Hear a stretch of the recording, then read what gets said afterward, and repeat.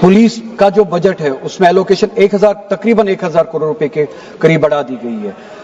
Industries पे नहीं, health sector पे नहीं, एजुकेशन पे नहीं, हॉर्टिकल्चर पे नहीं, टूरिज्म पे नहीं, बल्कि पुलिस पे 1000 करोड़ रुपए का इंक्रीमेंट किया गया है इस बजट में। अब अगर किया भी है, कम से कम एसपीओ जो है वहां पे जो सालहा इंतजार करे कि उनकी नौकरी पक्की हो जाएगी, कम से कम ये जो आपने इंक्रीज किया है बजट, इस पे एक आप उनके लिए ख्याल रखते, प्रोविजन रखते कि उनको परमानेंट किया जाए, क्योंकि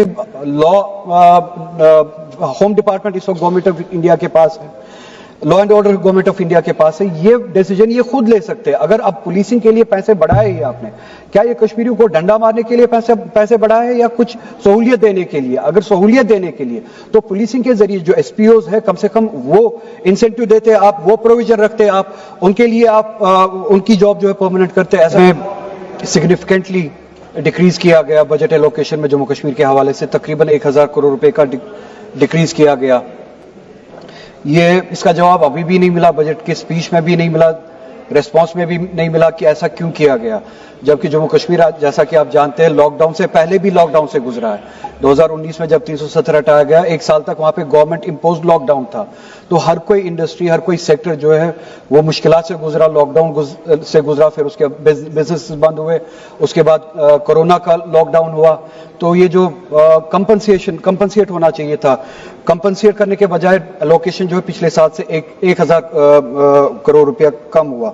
इसका जवाब नहीं मिला कि ये एलोकेशन जो है कम क्यों किया गया और बजाय कंपनसेट करने की ये सजा क्यों दे रही है।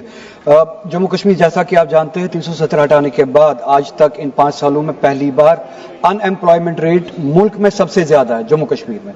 ऐसा पहले कभी नहीं था। पहले नंबर पे, दूसरे नंबर पे जम्मू कश्मीर ये हमने पहली बार देखा 370 हटाने के बाद। इस बजट में हमने टारगेटेड एम्प्लॉयमेंट स्कीम्स जो है इस इशू को एड्रेस करने के लिए कुछ नहीं देखा। इसके बरक्स उसके हवाले से भी कोई जवाब नहीं आया। मैं चाहता हूं कि एक जवाब आए, ये अनएम्प्लॉयमेंट को जो इन 5 सालों में बढ़ी है इस हद तक कि हम सबसे ज्यादा अनएम्प्लॉयड स्टेट बन चुके हैं, इसको एड्रेस करने के लिए गवर्नमेंट ऑफ इंडिया कर क्या रही है? उसके बरक्स आप देखिए ऐसा भी कुछ नहीं है। टूरिज्म जो है, जैसा कि मैंने कहा 2019 से पहले भी जब वो सैलाब आया था, फ्लड आया था, तब से लेके अभी तक कंटिन्यूसली इन हालात से गुजर रहा है। बस 1 मिनट मैडम, इन हालात से गुजर रहा है। टूरिज्म के सेक्टर को एड्रेस करने के लिए भी, उसको कंपनसेट इंसेंटिवाइज करने के लिए भी कोई प्रोविजन नहीं है। मैंने एक डिमांड रखी थी पिछले साल, मैडम आप भी थोड़ा सा स्ट्रेस कीजिएगा गवर्नमेंट को, कि जो हमारा हॉर्टिकल्चर है, बैकबोन है हमारी इकोनॉमी का, सेब आता है कश्मीर से, फिर मुल्क के मंडियों में बिकता है, मार्केट्स में बिकता है। ईरान से सेब लाया जाता है, यूएस से सेब लाया जाता है, उस पर इंपोर्ट ड्यूटी लगती नहीं है। क्वालिटी उनकी कम है इसलिए रेट कम है। तो कश्मीर की क्वालिटी के मुकाबले में उनकी क्वालिटी जो कम होती है, कश्मीर के मुकाबले में उनका सेब सस्ता बिकता है। हमने डिमांड की थी उस सेब पे जो बाहर से आता है उस पर इंपोर्ट ड्यूटी लगाई जाए। कश्मीर का सेब क्या आपका अपना नहीं है? सिर्फ ये पॉलिटिकल नारे लगाने होते हैं। प्रैग्मेटिकली भी कश्मीर की इकोनॉमी आपकी अपनी नहीं है। बाहर से जो सेब आ रहा है उस पर आप इंपोर्ट ड्यूटी लगाए और इस सेब को बचाए।